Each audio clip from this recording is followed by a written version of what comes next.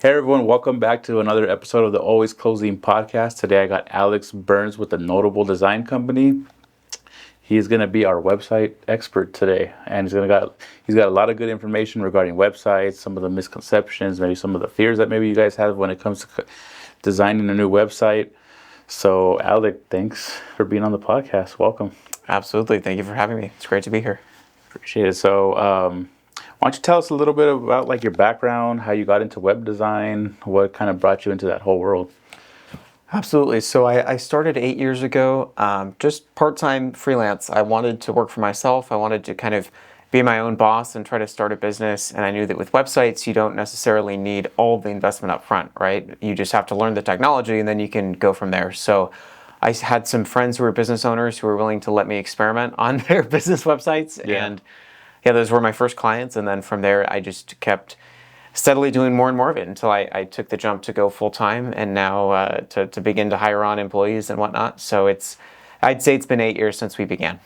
Amazing. Thank you. What were some of the early challenges that you had when you started off the business? And how about some of the like challenges now, maybe with newer technology and getting easier for people to create their own websites? What would you say some of the challenges were from back then to now? Yeah, that's a good question. I'd say in the beginning it was a lot of work to convince business owners that they needed to have websites, because a lot of them would think, oh, I'll get around to it, whatever, I'll do it someday. And that hasn't completely changed, but now most business owners have a website. It's just trying to convince them that they need a good website so that it can actually help them, because it used to be like, oh, get a website so that people can find you online. That was kind of the idea. But now it's like, well, have a good website so that you stand out online and your website is beating the competitors' websites, Right. So it's still definitely helping people think about how much their website can do for them, but it's just that the bar has moved for that. And honestly, that there has always been DIY technology. It is getting better and better, but that really it doesn't take away my target customers because I'm not looking for people that are wanting to figure it all out themselves. Yeah. But I'll use it for people that are just starting their own business for the first time. I'll say, hey, go. If you don't have a budget, you don't have any brand information, you're just starting from zero, then yeah, go DIY the first one and then come back to me when you're ready for the second one. Right. That makes sense. And so what part of your process is actually understanding the clients and what they need or what their goals are with the website? What's your approach to really understanding that so you can really deliver a solid website that's functional for what they want? Yeah, it's a great question because a lot of people have been burned by my industry, by website developers that just have a templated product that they just sort of throw at you right away. So my approach, I always begin with discovery, and the discovery takes often, at least an hour. It's often longer, maybe multiple meetings, however much they need for the project. But I do it in person when I can or over Zoom, try to be as personal as possible. And the question for me is always, what is your business? Like, what do you do? And how do you tell your story and what do you want, right? So those are the three of the big animating questions that come up a lot. Because people think maybe, of course, I want more sales, I want more clients, whatever. But like, what is overall what you're trying to accomplish? Maybe your reputation, you want to improve your reputation. Maybe you want to educate people. Let's get a whole sense of what you want and then who you are so that we can help you tell your story well online. And people love to talk. They just sit and talk to me for a long time and I just go, okay, great. Yeah. Yeah. Yeah. I actually had a logo designer that I worked with recently, and he asked me so many questions, and I was like, it's kind of crazy that you're asking me this many questions. Yeah. Just based on a logo. But then it's really like the more you ask, the more you understand like whoever you're working with. Absolutely. It gives you a way better picture of how to design, right? Because Absolutely. this guy almost like knocked it out of the park like almost right away, and I'm like, it's crazy because all the things he was asking me somehow incorporated into the logo, And it's not even that it's a super complicated logo; it's actually quite simple. But yeah, he just hit it on the mark perfectly. And that's often what you'll find is that it takes a lot of work to get to something simple. And so people will be like, oh, I just want a simple website or a simple logo, It's like, well, we can make something boring and like generic, but if you want it to be like fitting you, but then also clean and simple, like that takes a lot of work to get to know the client, well enough to execute on that. Yeah, and I think also like going back to kind of what we said, like with the DIY websites, people may have what they envision that they want for their website, but in order for them to put it as from an idea down onto an actual website, Yeah. could be quite hard. Yeah, maybe you could figure out how to upload a picture or some text or whatever, but to really design in a way to accomplish whatever the goal is, I think really needs an expert like you.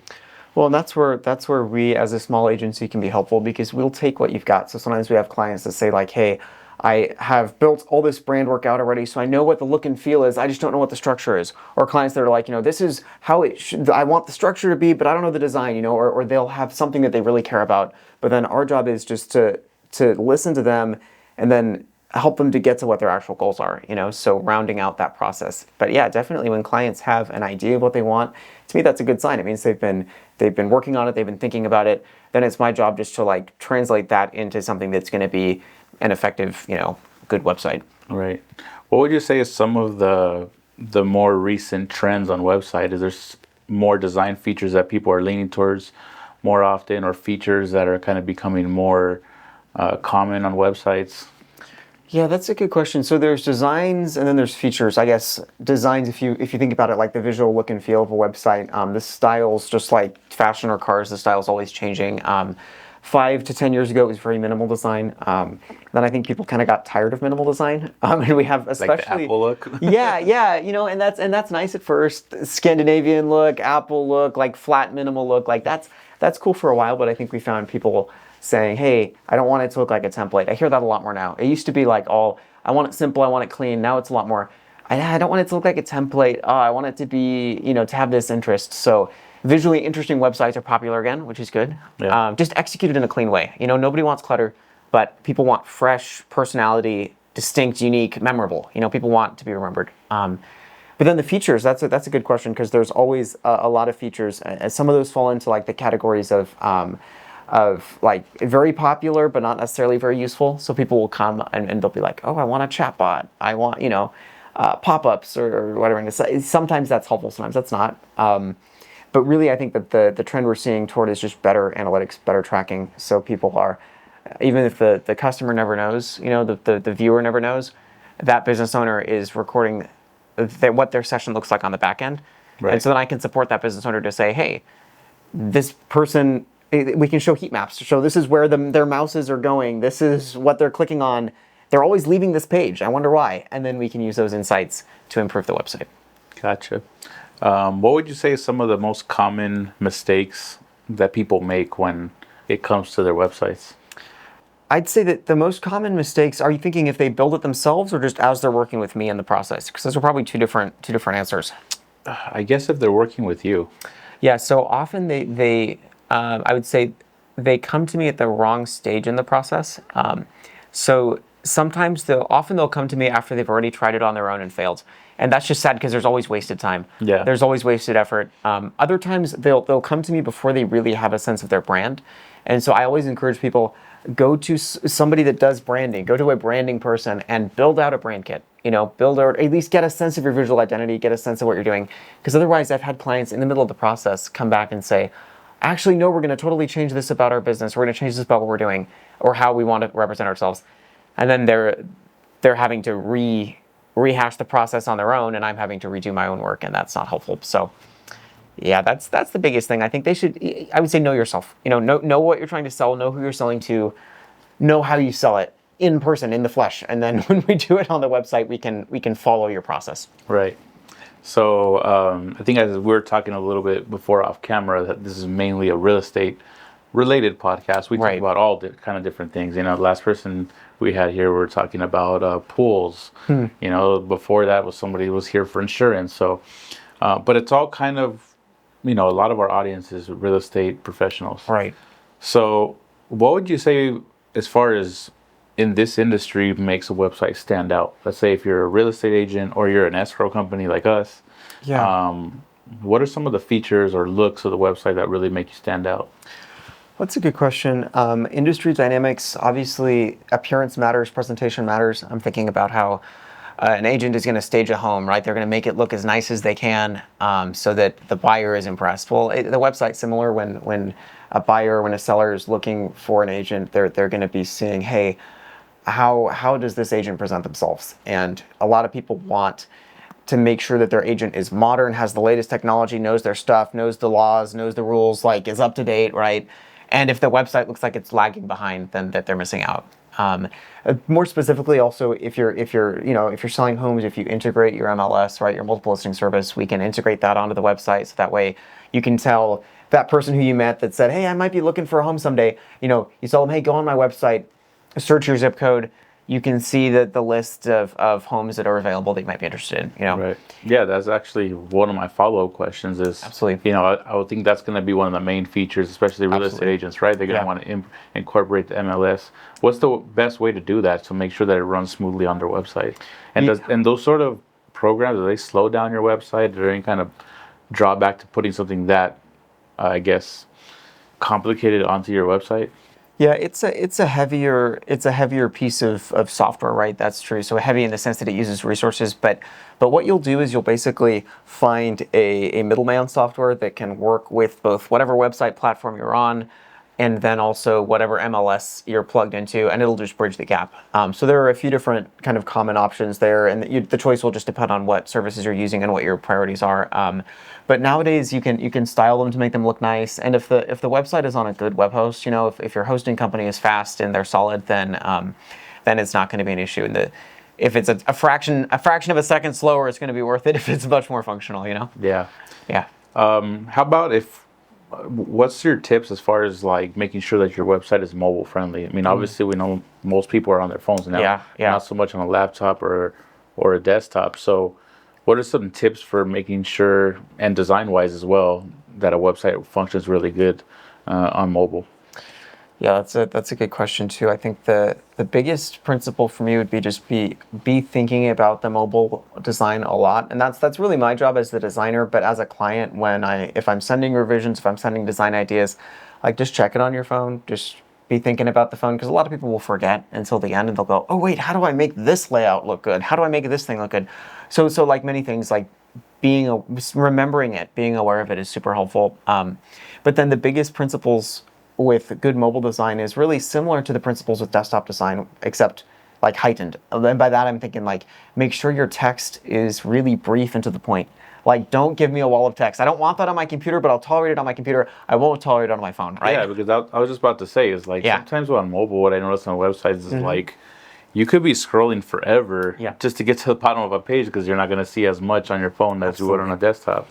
Well, and that's why I say that the same principles that make for good desktop design is just taking them to the next level. Like, for example, it used to be called above the fold content, and that was the term for whatever you see when you first click on the website, right? Right. And so the goal with that should be that, like, when I'm looking at your website for the first time, whatever device I'm on, I have a very clear understanding of who you are and what you want me to do, and a way to do that. So that would be a call to action in marketing language, right? So if you're selling homes, if you have an MLS, if you want people to search for a home now, or to contact you, or to give you a call, whatever that option is, you just make sure that they can see that really quickly.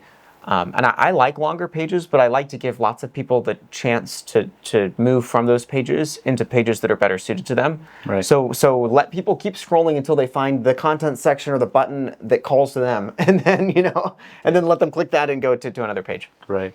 How about landing pages? What's your opinion when it comes to landing pages? Should those be built completely separate from your main website, or should you incorporate that somehow on your homepage, or maybe a separate page on the website?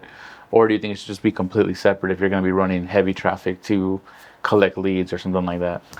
I mean, I'd say it's a case-by-case basis, but I definitely prefer them, for most clients, I prefer them connected to the website, because assuming that you're doing your sales for your core brand, like it's not some offshoot or some new thing that you're running, like to experiment. If it's associated with your brand, I would say people want the stability of feeling like they're on a real website. And so if you design the page well, it's not distracting, right? Because that's why people don't want to route traffic to their main website. They're like, I don't want them to be distracted by my header, my footer, and all my other stuff. So I say, well, just design the site so that it's not distracting, and let them have a landing page, because then that's helping your SEO, right? That's helping them feel like they're connected to a real business and not just some random guy running ads, right? That lets them be part of your ecosystem. So now that they see that website pop up when they start typing it, their computer browser remembers that they've been there before.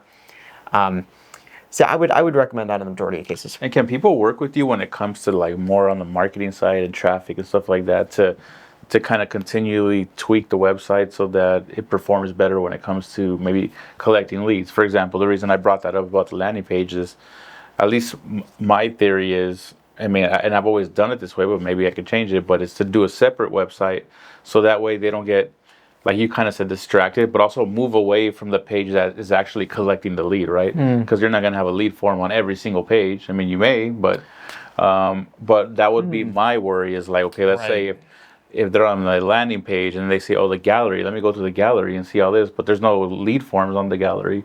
So then you kind of take them away from the goal of actually collecting that lead. Right. And that's a good point. That's why you have to be careful with your page design, because I agree. If the top of the landing page is a big old menu with 1,000 things and something exciting like a gallery, a blog, or something is on there, then you're right, people might divert. But ideally, each page is helping to convince your buyers to buy, or your audience to take the action you want, right? So ideally, like if I go over to gallery, it's because I want to see your work. It's not because I want to get distracted. It's because I'm like, I read the landing page, I'm interested, but I'm not going to give you my email yet. I want to look at the gallery first. And then hopefully on that gallery page, there's not necessarily a whole lead form, but there's some kind of a call to action, right? Right. So I would be thinking holistically, like the whole site should be nurturing those leads, or should be informing those visitors, right? That makes sense. And then as far as what we do, yeah, we can do so. The world of digital marketing is huge, right? We just do the website part of it, but within that, definitely click rate optimization, which is basically just making the website work better so that people are doing what you want them to do. Right. We do that. We can do what's called technical SEO, which is the part of SEO that's like making sure the website is fast, all the data is where it needs to be, so it's coming up in Google. We can do that, and we do analytics. So if you just want data, we can work with you, give you that, interpret that too. So kind of touching more on the SEO, what are some strategies that maybe some basics that people should almost have a checklist? These are the main things that you should have done if you want to make sure you're ranking good. Man, that's a good question too. So a lot of people look at SEO as a silver bullet, right? It's like, oh, I just need to do SEO and then magically, traffic will come. And then they're disappointed when it doesn't, right? So SEO, I would say, you need to know what your target audience is typing into Google, like what they're searching for, right? And you need to have an idea of their vocabulary, the words that they're using. There are tools like Google Keyword Planner that you can use to find those keywords, or maybe you just know because you know your industry. But you want to make sure that your website has a lot of copy on it, right? A lot of words. Now, granted, not in huge text blocks, right? But in articles chopped up on different pages, put into FAQs, lots of content that's using that kind of language. Not like copy paste, but it sounds like what your customer is going to be, or what your client is searching for, Right. That's the biggest thing. And then the second thing I would say is make sure that you use whatever kind of SEO tool your website platform, your website provider has. WordPress, Wix, Squarespace. Well, WordPress, you have to use a plugin, but the others, they all have solutions built in, right? And if you follow those solutions, they'll make sure that the technical side is optimized well. Okay. How about, like, let's say someone wants to make sure every couple of years that their website is up to trend, that it's kind of modern and up to date. What's the best way for people to make sure that they're kind of staying up to date with those sort of things? And also, what do you do to make sure that you're up to date with all the new trends and where the industry is going? Yeah, absolutely. I mean, those are both I think relevant questions, because people often will just treat their website as something like, oh, let me build it out, and then if and when it breaks in the future, I'll deal with it, or when it's horribly out of date. So I generally encourage people to not just do a check-in once every few years. I encourage people to be proactive, and I try to build those relationships with my clients as much as they're willing, is to say like, hey, let me take a more active role in your marketing, right? Hey, and a lot of people say, okay, that's great. We didn't even know that we could do this. We didn't know this was an option, right? So I would say start that conversation with whoever your web development person is, whether that's me or somebody else, right? But make sure that you have somebody you know and trust who you're checking in with. Just say, hey, by the way, we're launching this new service. Hey, by the way, we just got this new listing. Hey, by the way, we're doing this new type of property now. We're doing mobile homes that some people don't do, but we do them. Okay, well, maybe we put up a landing page that matches that, So again, I always recommend proactivity with that. As far as how I stay up to date, I mean, I'm in the industry, so definitely like browsing other people's websites, seeing what's working, what's not, being connected to other people in the industry. staying on top of the news generally, as much as I can is helpful. I find though a lot of times there's a cutting edge of technology that is like very interesting and very exciting, but then it's not always relevant to the business. So I'm always thinking, okay, this is cool, but is it going to make my clients actually like win, or is it just going to look cool and make me look like awesome, right? Yeah. Like, oh, I got this cool animation, but then they're like, their clients are confused, and Yeah. the 80-year-old granny that's on the website is like, I'm confused, I'm going to leave, and then they just lost that person, So it's finding, What are some of the future, or like what is the future when it comes to web design? What should people be looking forward to? Maybe implementing AI, those sort of things into their website.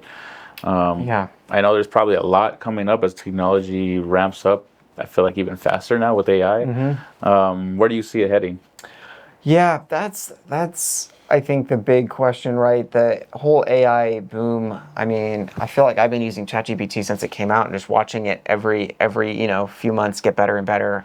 A lot of people are like, what's that mean for the future of the web, right? And what you will see is a lot more DIY options. So people that just really don't want to work with a professional for some reason, maybe it's just budget, or they're just, they're very DIY people. There are already tools where you can type in a prompt and it will spit you out a website that's 90% of what you want. So for basic websites, now when that number gets to like 99% of what you want, 99.9, then it's going to be very usable at a business level, which is crazy. But I would say, really, what you're looking at is ultimately prices are going to go down as far as basic websites go, just because there's a lot less legwork required, which is great. And then you're going to see deeper analytics options, so more ability to learn about your users, more ability to engage with your users. I think we're looking towards more opportunities beyond just pages of content, right? So I think we're looking at more interactivity. We're looking at more like, what does it look like to use interfaces that people can actually click on and tap and touch and move, so that the user feels like they have a story that they're stepping into and they're like the protagonist in a story, not like they're just sitting reading all of your sales slop, So I think we'll see trends toward more story-driven design as well. What do you think about some people that say like even websites are not even as relevant anymore, because they're kind of like a thing of the past, and people they're quicker to go to your social media or things like that. How important would you say it is to still have a website and make sure that you're constantly investing in something like that? Yeah, I get that question pretty often, especially I think 5 years ago I was getting it a lot. So what I would say to that is, look at your competition. Like, who's the biggest in your industry, or the biggest in your class of the industry, your size business, and how's their website? Because for some industries, like, it's so B2B, it's so relationally driven that, nobody's looking at a website. That could be the case, honestly. It could be. The same as some industries, you dress a certain way, you dress formal, you dress casual. I understand that dynamic, but I would find that in the majority of cases, people that really care about their business care about their appearance, care about how they present themselves. And frankly, if somebody just finds you on social media, that's a great front of funnel, right? That's a great first opportunity. That's a great first connection to meet new people. But then they just swipe on to the next post, right? So if you can drive them from the social media, from Facebook, Instagram, TikTok, with all their distractions, drive them from there to your website, right? Then you have them. Now they're on your website. They're seeing exactly what you want them to see. They're learning about, you're learning about them. They're learning about you, right? Because you're tracking what they do. And then you can hopefully get good information about them and reach out to them as a lead, right? So I would say it matters more because of social media, not less, because that's where social media should be pointing people. Okay. And frankly, dude, I see people get shut down on social media all the time. I mean, it's like, oh, I posted this on my personal page. Oh, sorry, but now I got flagged on my business page because I shouldn't have posted it, or just random, and there's no way to reach out to them really. So you could have your Instagram page with 1 million followers could be gone instantly, So the website's a point of continuity. It's a point that you own. It's a point that you control. I think that's appealing to a lot of people. That makes sense.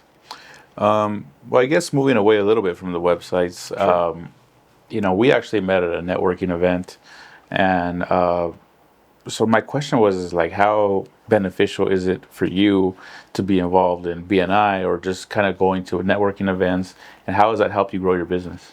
Yeah, I've done a lot of local networking through the years. I find it's very hit or miss, but you never know what's going to be hit and what's going to be missed until you show up. Yeah. In my industry and in many others, I think people are looking for those high trust relationships, and those happen best in person. It's hard to sell website services via an ad on Instagram, Yeah. But so I would say for anybody that's in a relationally driven business, like showing up, making a good impression, presenting what you do, like that's a wonderful way to teach others about what you do, but also to learn. I've learned so much from people that say, hey, I might use your services, but what I really need is this, or what I really need is that. And then it's not like an ad where they just wouldn't have clicked my ad, but it's actually data that I can use to better refine the offering that I'm putting out there. Right. Okay. Awesome. Well, look, I think we covered a lot of good topics. Yeah. You're like an endless flow of knowledge when it comes to this stuff. So That's what I do. where can people get a hold of you? Let's say if they want to get maybe just some information, some kind of consultation on their own website. What's the best way to get a hold of you? Absolutely. So best way to get a hold of me is our website, notabledesign.co, notabledesign.co. You'll find us there. You'll find information, basic information, but then there's a lead form, obviously at the bottom of the homepage there, or the contact us button. Just reach out. You'll get me. You'll get a time on my calendar. And what I always like to do is just do a free consultation with people. Yeah. I'll just sit down, 20 minutes. I'll look through the website that they have. I'll see what points to grow, opportunities to grow, or if they need to start with a new website, what that might look like. But Yeah. Okay. Happy to do it. Well, there you go, Alec Burns. Appreciate you coming in. Thanks Absolutely. for all the information. Hopefully we could do it again soon. Yeah, absolutely. And this is your man. If you guys need a website, make sure to get a hold of him. Thanks again. Thanks for coming in. Absolutely. Thank you. Appreciate you. You too.